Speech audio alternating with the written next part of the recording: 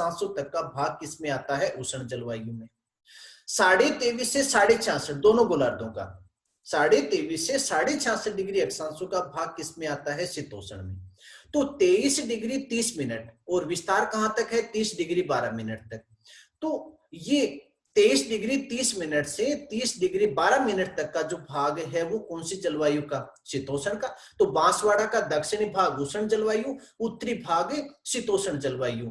तो बांसवाड़ा ऐसा जिला है जिसमें उष्ण व शीतोष्ण अक्षांशों के आधार पर उष्ण व शीतोष्ण दोनों जलवायु की प्रधानता है। तो 23.5 डिग्री उत्तरी अक्षांश जो कर्क रेखा है वो कौन से जिले में से गुजरती है? बांसवाड़ा के मध्य में से गुजरती है। कौन सी तहसील में से गुजरती है? कुशलगढ़ में से गुजरती है।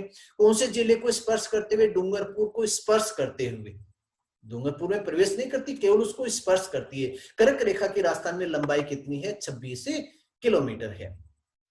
यहाँ पे स्थिति की बात अपन ने की। अक्षांशों की दृष्टि से जो राजस्थान है वो उत्तरी गोलार्ध में, देशांतरों की दृष्टि से पूर्वी गोलार्ध में, और संयुक्त रूप से कहा जाता है कि राजस्थान कौन से गोलार्ध में है? उत्तरी पूर्वी गोलार्ध में। क्वेश्चन में आपको ध्यान देना पड़ेगा, यदि अक्षांशीय दृष्टि से पूछा जाए तो उत्तरी गोलार्ध, और यदि देशांतरीय दृष्टि से पूछा जाए तो पूर्वी गोलार्ध, और संयुक्त रूप से यदि पूछा जाए तो राजस्थान कौन से गोलार्ध में है? उत्तरी पूर्वी गोलार्ध में है। लंबाई की अपन ने बात की कि उत्तर से दक्षिण लंबाई है वो 826, और पूर्व से पश्चिम चौड़ाई की अपन ने बात की, पूर्व से पश्चिम जो चौड़ाई है वो कितनी? 869 किलोमीटर। और लंबाई और चौड़ाई का जो अंतर है वो कितने किलोमीटर का? 43 यानी 43 किलोमीटर का।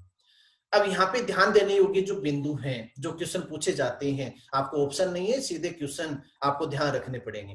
राजस्थान का सबसे उत्तरी बिंदु की अपन ने बात की कि गंगानगर जिले का कोणा गांव, जो कितने डिग्री पे? 30 डिग्री 12 मिनट पे। सबसे दक्षिणी बिंदु बांसवाड़ा जिले की कुशलगढ़ तहसील का बोरकुंड गांव, जो कितने डिग्री पे? 23 डिग्री 3 मिनट पे। पूर्वी बिंदु या पूर्वी छोर धौलपुर जिले की राजाखेड़ा तहसील का सिलोन गांव, जो कितने डिग्री पे? 78 डिग्री 17 मिनट पे। सबसे पश्चिमी बिंदु या पश्चिमी छोर जैसलमेर जिले की सम उप तहसील का कटरा गांव, जो कितने डिग्री पे? 69 डिग्री 30 मिनट पे। अब यहाँ पे एक महत्वपूर्ण क्वेश्चन, राजस्थान का केंद्रीय मध्य जो गांव है, जो मध्य गांव जो सेंटर है राजस्थान का, वो नागौर जिले की मकराना तहसील का लामपोलाई गांव। ये क्वेश्चन काफी इंपॉर्टेंट क्वेश्चन है कि राजस्थान का केंद्रीय जो गांव है, जिला नहीं, केंद्रीय गांव कौन सा है? लामपोलोई गांव है, जो कौन से जिले में? नागौर जिले के मकराना तहसील का। अब केंद्रीय जिला, इसके बारे में तो आप बिल्कुल आराम से जानते हैं कि जिसको राजस्थान का हृदय भी कहा जाता है, राजस्थान का मक्का भी जिसे कहा जाता है। तो जहां अरावली पर्वत श्रेणी की चौड़ाई भी सबसे कम है, तो सर राजस्थान का जो मध्य है, केंद्रीय जो जिला है वो कौन सा है? अजमेर है। तो ये बहुत ही इंपॉर्टेंट महत्वपूर्ण क्वेश्चन है जिसकी बात अपन ने की। ये मानचित्र से बात अपन पहले कर चुके हैं। अब यहाँ पे एक बहुत ही महत्वपूर्ण कुछ क्वेश्चन है। क्वेश्चन कौन से हैं? कई बार पूछा भी जाता है सूर्योदय और सूर्यास्त का जो क्वेश्चन है, क्योंकि अपने बात की देशांतर रेखाओं की, क्योंकि देशांतर जो रेखाएं होती हैं वो क्या होती हैं? समय निर्धारक रेखाएं होती हैं। अक्षांश रेखाएं अपने बात की कि दूरी निर्धारक होती हैं, ताप का निर्धारण होता है, लेकिन देशांतर जो रेखाएं होती हैं वो समय निर्धारक रेखाएं होती हैं। तो राजस्थान में सबसे पहले जो सूर्योदय होता है वो कौन से जिले में? अभी अपन ने बात की कि पूर्वी राजस्थान का सबसे पूर्वी जो जिला है वो कौन सा है? धौलपुर है। धौलपुर का जो सिलोन है, राजस्थान में सबसे पहले जो सूर्योदय होता है वो कहाँ पे होता है? धौलपुर के सिलोन में होता है।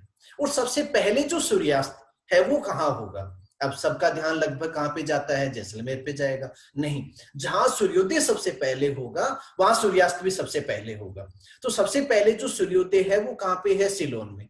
और सबसे पहले जो सूर्यास्त होगा वो भी कहाँ पे होगा? सिलोन में होगा।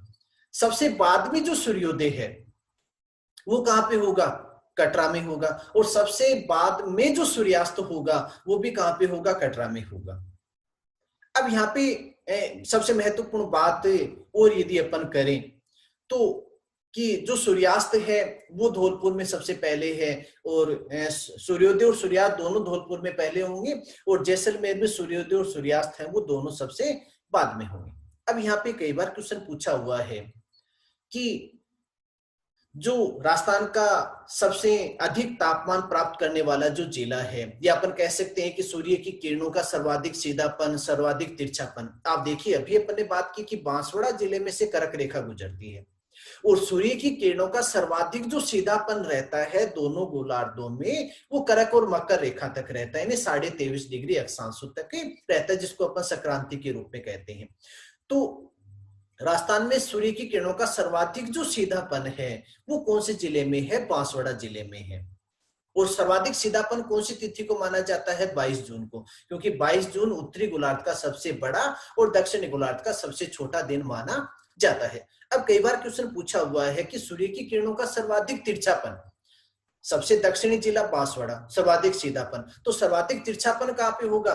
30 डिग्री 12 मिनट पे होगा, क्योंकि अक्षांश में वृद्धि के साथ सूर्य की किरणों का जो तिरछापन है वो बढ़ता जाएगा। सर्वाधिक सीधापन 0 डिग्री पे होगा और सबसे अधिक तिरछापन कहां पे होगा? 90 डिग्री अक्षांश पे होगा। तो 0 से 90 की ओर जाएंगे तो 23.5 से 30 की ओर जाएंगे। 23.5 में अपन कह रहे हैं कि सूर्य की किरणें लगभग सीधी पड़ती हैं बांसवाड़ा में। गंगानगर 30 डिग्री 12 मिनट पे है, तो सर्वाधिक सूर्य की किरणों का जो तिरछापन होगा वो कौन से जिले में होगा? गंगानगर में होगा। और कई बार क्वेश्चन पूछा हुआ है कि करक रेखा के सबसे निकट शहर राजस्थान का कौन सा शहर है? तो कौन सा शहर है? बांसवाड़ा शहर है, क्योंकि अभी अपन ने बात भी की थी कि बांसवाड़ा में से करक रेखा गुजरती है।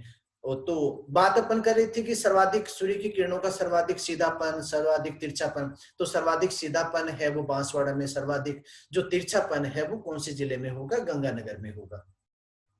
या अपन दूसरा क्वेश्चन कई बार इस रूप में भी पूछा हुआ है कि सूर्य की किरणों का सबसे पहले लंबवत किरणें कौन से जिले में पड़ती हैं? तो सूर्य की जो किरणें हैं सबसे पहले लंबवत जो किरणें पड़ती हैं, सीधी जो पड़ती हैं, वो कौन से जिले में पड़ती हैं? बांसवाड़ा में। अब यहाँ पे अपन ने पहले भी बात की थी कि देशांतर जो रेखाएं होती हैं वो समय निर्धारक होती हैं। आपने अभी बात की थी कि धौलपुर में सिलोन में सूर्योदय सबसे पहले होगा, जैसलमेर कटरा में सूर्योदय सबसे बाद में होगा। तो सिलोन और कटरा में जो सूर्योदय का अंतर है वो कितने मिनट का है? तो कितने मिनट का है? 36 मिनट का। सिलोन और कटरा यानी पूर्वी और पश्चिमी जो भाग है धौलपुर और जैसलमेर के सूर्योदय में जो अंतर है वो अंतर कितने मिनट का है? 36 मिनट का है। अर्थात अपन कह सकते हैं कि धौलपुर में सूर्योदय वो 36 मिनट पहले होता है और जैसलमेर में जो सूर्योदय है वो 36 मिनट बाद होता है। तो ये अपन ने बात की थी राजस्थान ज्योग्राफी के प्रथम भाग में राजस्थान के आकार की, राजस्थान की स्थिति, राजस्थान के विस्तार की। तो राजस्थान की ऐतिहासिक पृष्ठभूमि में अपन ने बात की कि वाल्मीकि की रामायण में मरुकांतर, ऋग्वेद में ब्रह्मवर्त के नाम से मोहनोत नैन्सी की जो मोहनोत नैन्सी के नैन्सी ख्यात है उसमें राजरूप के नाम से, जॉर्ज थॉम्स ने जिसको राजपुताना कहा, कर्नल जेम्स टोड ने जिसे राजस्थान रायथान कहा, और 30 मार्च 1949 को जब वृहद राजस्थान का गठन हुआ तो उसे अपन राजस्थान दिवस के रूप में मनाते हैं। फिर अपन ने बात की राजस्थान के अक्षांश और देशांतरी विस्तार की। फिर अपन ने बात की राजस्थान के विस्तार की, राजस्थान का क्षेत्रफल है वो कितना है, भारत के क्षेत्रफल का कुल कितना भाग है, उत्तरी बिंदु कौन सा है, दक्षिणी बिंदु कौन सा है। तो निश्चित रूप से आज का ये जो टॉपिक है वो आपको बहुत अच्छी तरह से समझ में आया होगा और हर कॉम्पिटिटिव एग्जाम में इस टॉपिक में से काफी क्वेश्चन पूछे जाते हैं। और इसके अगले पार्ट में अपन बात करेंगे राजस्थान के सीमाओं की, राजस्थान के अंतरराष्ट्रीय और अंतरराज्यीय जो सीमाएं हैं उनकी अपन विस्तार से बात करेंगे। तो अगला जो वीडियो होगा वो राजस्थान के दूसरे पार्ट के रूप में राजस्थान की सीमाओं पर आधारित रहेगा। एक बार पुनः आयुक्त महोदय श्रीमान संदेश जी नायक साहब का बहुत बहुत आभार, बहुत बहुत धन्यवाद जिन्होंने इस ज्ञान सुधा यूट्यूब चैनल का प्रारंभ किया। और निश्चित रूप से राजस्थान ज्योग्राफी के, राजस्थान भूगोल के आने वाले जो वीडियो हैं वो सभी प्रतिभागियों के लिए बहुत ही लाभदायक रहेंगे।